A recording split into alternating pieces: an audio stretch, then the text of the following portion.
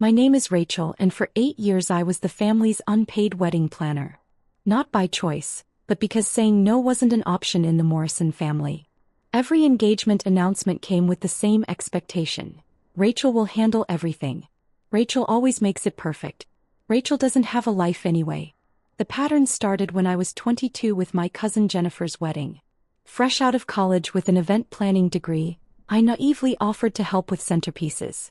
Within a week, I was managing vendors, coordinating timelines, and handling crisis after crisis while Jennifer got massages and went dress shopping. The wedding was beautiful. Jennifer got all the credit. I got exhaustion and a pat on the head. "Rachel's so good at this," became the family motto. She loves planning parties. She doesn't mind doing it for free because we're family.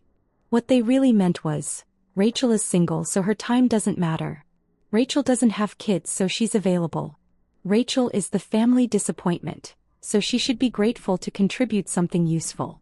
Over 8 years I planned 11 family weddings. My cousin Mark's beach ceremony where I coordinated 3 different venues because the bride couldn't decide. My sister Emma's elaborate garden party where I spent 2 weeks handmaking 300 favors. My cousin Sarah's destination wedding where I managed travel arrangements for 150 guests while paying my own way. Every wedding came with the same routine. First, the excited phone call asking for just a little help. Then the gradual expansion of responsibilities until I was essentially running a $20,000 to $50,000 event for free. The bride would get increasingly demanding, the families would add last-minute requests, and I'd work 60-hour weeks for months leading up to the big day. During reception toasts they'd thank everyone except me. The photographer, the caterer, the DJ would all get special mentions. I'd be invisible watching from the back while cleaning up someone else's mess. The worst part wasn't the unpaid labor. It was the constant commentary about my own life. "Maybe if you spent less time on other people's weddings and more time dating, you'd have your own," my aunt would say, conveniently forgetting I'd just spent 6 months organizing her daughter's engagement party. Rachel's career in event planning must be struggling if she has so much time for family projects, my mother would announce to whoever would listen, ignoring that I had a full-time job at a marketing firm. "Some people are meant to be helpers, not the main character," my sister Emma declared after her wedding, where I'd coordinated everything from her dress fittings to the rehearsal dinner she'd thrown for 80 people. The documentation started accidentally. After cousin Jennifer's wedding, I kept all the vendor contracts and timeline spreadsheets in a folder, thinking I might need them for reference. When cousin Mark asked for help 6 months later, I added his paperwork to the same folder. By the 3rd wedding I had a system. Every wedding got its own binder. Contracts, receipts, email printouts, timeline schedules, vendor contact lists, budget breakdowns showing how much I'd saved them, photos of me setting up while the bride relaxed. I kept copies of every disparaging comment and text messages, every last-minute demand that disrupted my work schedule, every instance where my contributions were minimized or ignored. The folder grew to 4 bankers' boxes. 8 years of evidence showing a clear pattern. Free labor, emotional manipulation, and systematic devaluation of my time and expertise. The breaking point came when my cousin Melissa announced her engagement to Bradley. Before she'd even chosen a date, my phone was ringing. "Rachel, you'll plan the wedding, right? We're thinking something really special. Maybe 200 people, outdoor ceremony, reception under the stars. Bradley's family has money, so we want it to be impressive." I'd just gotten promoted to senior marketing coordinator. I was finally dating someone promising, a therapist named David who actually valued my time. For the first time in years, my life felt like it was moving forward. "I'm pretty busy with work right now," I said carefully. "Maybe you could hire a professional planner?" The silence stretched for 10 seconds. "Hire someone? Rachel, we're family. You love doing this. And honestly, we can't afford a professional planner with everything else we need to pay for. I understand budgets are tight, but planning a 200-person wedding is essentially a full-time job for several months. I can recommend some affordable planners, or help you find DIY resources." "Mom." Melissa's voice moved away from the phone. "Rachel's being difficult about the wedding planning." My aunt got on the line within minutes. "Rachel, honey, I'm disappointed. Melissa specifically wanted you because you're so talented. She's been bragging to Bradley's family about having a professional event planner in the family. You wouldn't want to embarrass her now, would you?" The manipulation was so smooth, so practiced. Make it about Melissa's happiness. Make it about family loyalty. Make me the villain for having boundaries. I agreed to help with coordination while they handled the major decisions. Within 2 weeks I was managing everything. Melissa would text me at 11 p.m. with urgent vendor questions. Bradley's mother would call during my work hours demanding updates on menu selections. The wedding was 7 months away and I was already working 20 extra hours per week. That's when I started seeing David professionally in addition to personally. As a licensed therapist, he'd watched my stress levels skyrocket with each family wedding.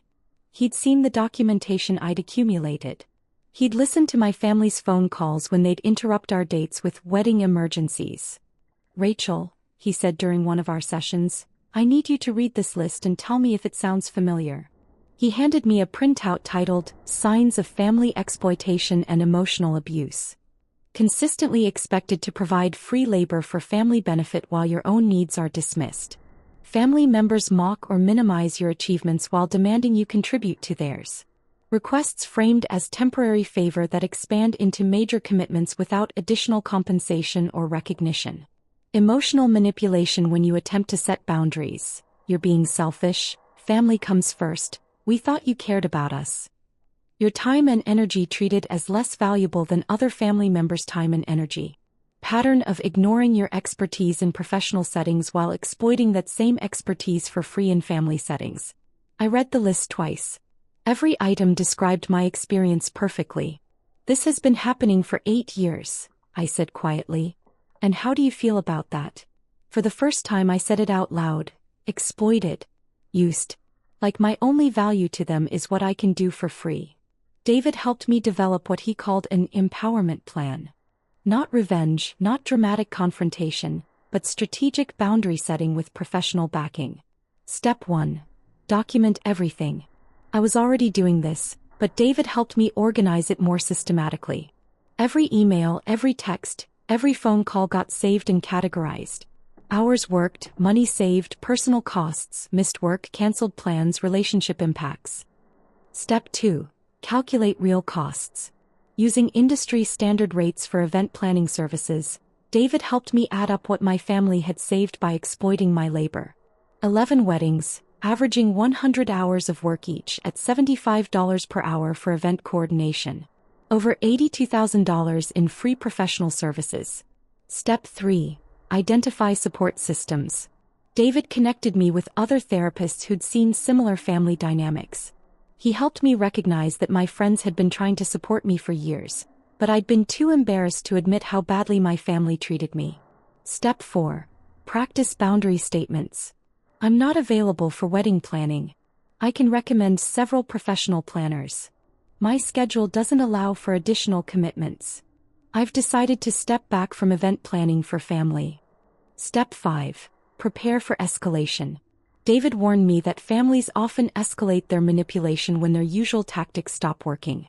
They'd likely increase guilt trips, threats, and emotional manipulation before accepting the new boundaries. The plan crystallized when Melissa's wedding hit the 3-month mark. She'd escalated from demanding to abusive, treating me like hired help she wasn't paying. Bradley's family had started calling me directly with changes and complaints. The wedding had grown to 250 people with a budget exceeding $40,000, all of which I was coordinating for free while working full-time and trying to maintain my relationship with David. The final straw came on a Tuesday evening. I was at dinner with David when Melissa called, screaming that the florist had misunderstood her vision and everything was ruined. She demanded I drive to the flower shop immediately to fix the situation. "Melissa, I'm at dinner. Can this wait until tomorrow?" "No. This is my wedding.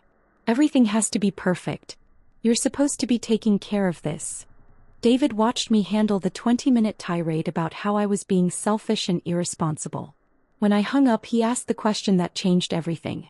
"Rachel, what would happen if you just didn't show up?" The idea was so radical I couldn't process it initially. Not show up? But the vendors needed coordination. The timeline needed management. The family expected me there at 6 a.m. for setup. The wedding would be chaos, I said. "Yes. And whose responsibility is that?" For the first time I realized the wedding chaos wouldn't be my fault. It would be the natural consequence of expecting free professional services and treating the provider badly. David helped me craft what he called a strategic disengagement plan. Instead of a dramatic confrontation that would give them time to guilt me back into compliance, I would simply become unavailable during the wedding weekend. I booked a therapy intensive retreat at a wellness center 3 hours away.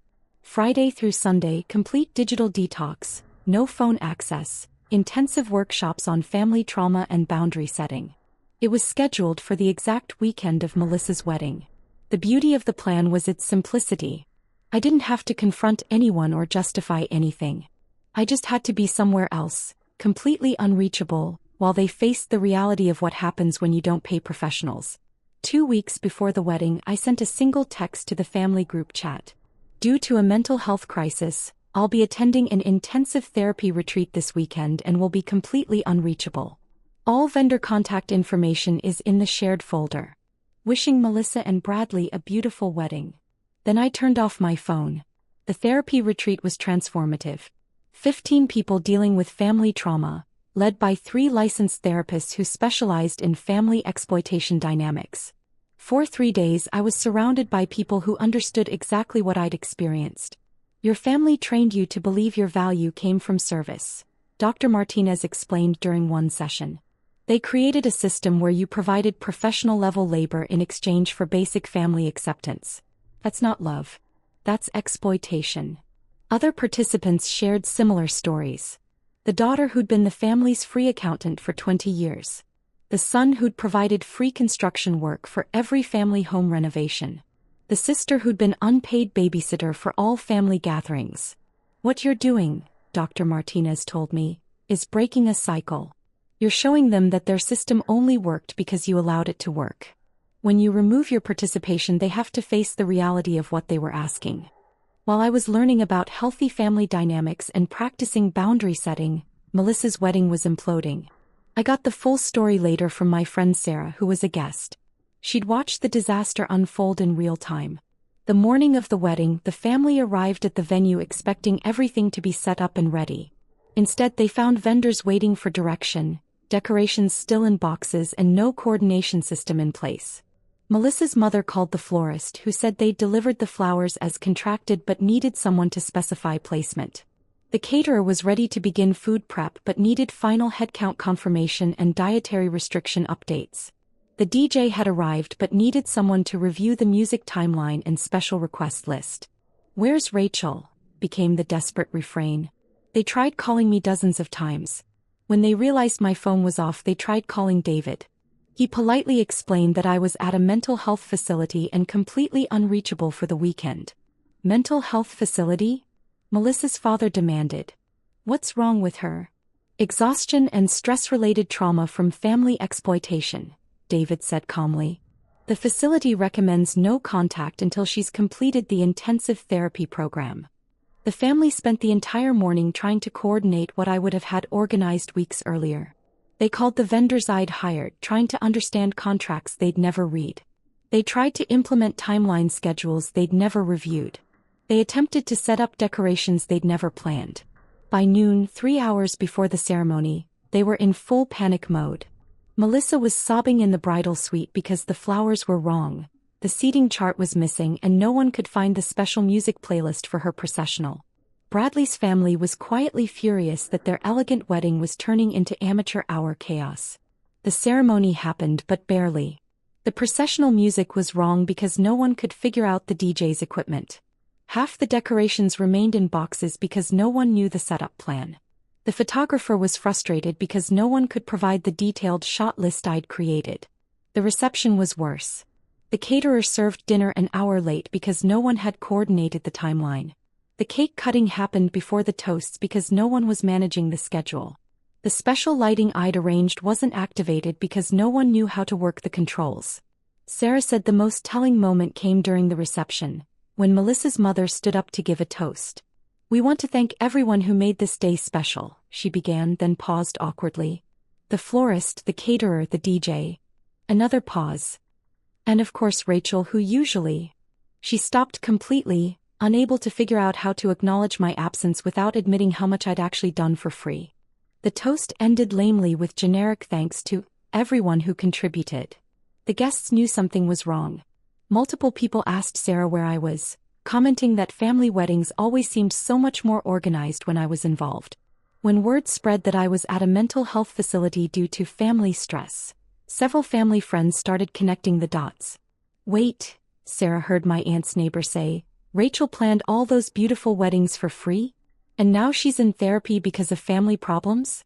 That's horrible." The family's reputation took an immediate hit. Instead of people admiring Melissa's elegant wedding, they were talking about how the family had exploited me to the point of mental health crisis. I returned from the retreat on Sunday evening with 3 days of intensive therapy behind me and a clear plan for moving forward.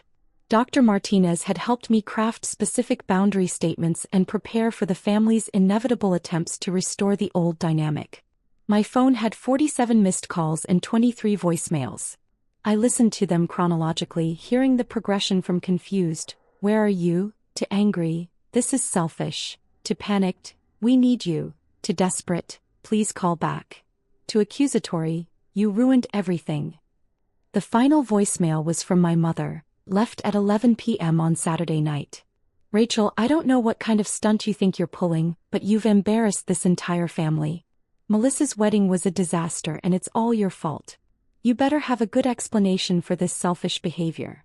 I called David first. "How do you feel?" he asked. "Empowered," I said and meant it. For the first time in 8 years, their crisis wasn't my emergency. The family meeting happened Tuesday evening. Everyone gathered at my parents' house for what my mother called a discussion about family loyalty and responsibility. I arrived with documentation.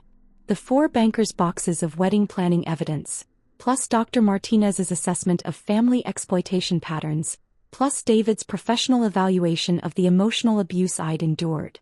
"Rachel," my father began, "we need to talk about your behavior this weekend. Walking out on family commitments is not acceptable."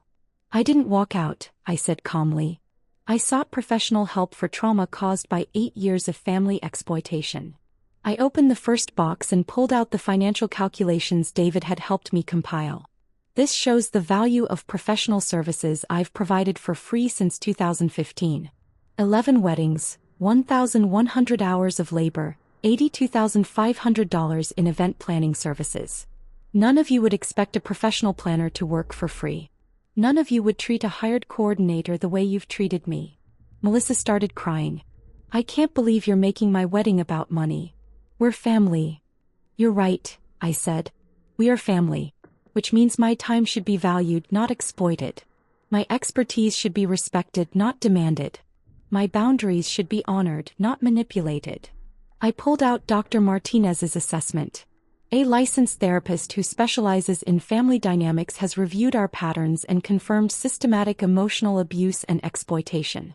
The expectation that I provide professional services for free while my personal life is mocked and dismissed is a form of family abuse. The room went silent. My aunt spoke first. "Rachel, we never meant to make you feel used." "Intent doesn't matter," I said. "Impact does. And the impact has been 8 years of my professional expertise being exploited while my personal worth was consistently diminished." I pulled out a printed list of boundary statements I'd practiced with Dr. Martinez. "Moving forward, I'm establishing clear boundaries. I will not plan family events. I will not provide free professional services. I will not accept criticism of my personal life from people who've exploited my professional skills. I will not attend family gatherings where my boundaries are not respected." My mother tried the old manipulation. "So you're just going to abandon your family because we asked for help?" "No," I said. "I'm asking for the same respect you'd give any professional. Pay for services or hire someone else. Appreciate contributions or do without them. Treat me like family, not like free labor."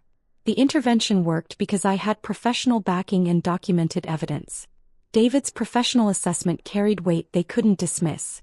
Dr. Martinez's evaluation of family exploitation patterns gave me language they couldn't argue with.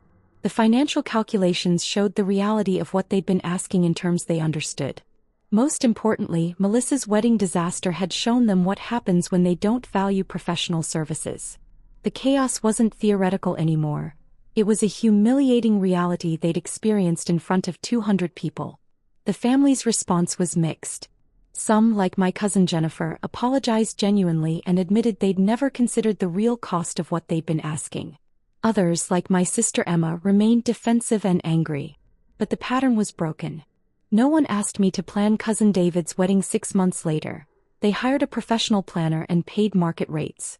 When my niece graduates high school next year, they're hiring a party planner instead of expecting free labor. My relationship with David deepened as he watched me implement healthy boundaries and stick to them even when family pressure intensified. A year after Melissa's wedding, he proposed, and we hired a professional wedding planner, paying them fully and appreciating their expertise. The family dynamics shifted permanently. Some relationships improved as they learned to value my time and expertise. Others ended as people who couldn't accept the new boundaries excluded themselves from my life. But I learned the most important lesson from that weekend at the therapy retreat. My value doesn't come from what I can do for others. It comes from who I am. And I am someone who deserves respect, appreciation, and fair treatment, especially from family. The 8 boxes of wedding planning materials sit in my closet now, a reminder of a chapter that's closed. Sometimes I look through them and remember the person who thought she had to earn love through service. That person was worthy of respect all along. She just needed professional help to see it.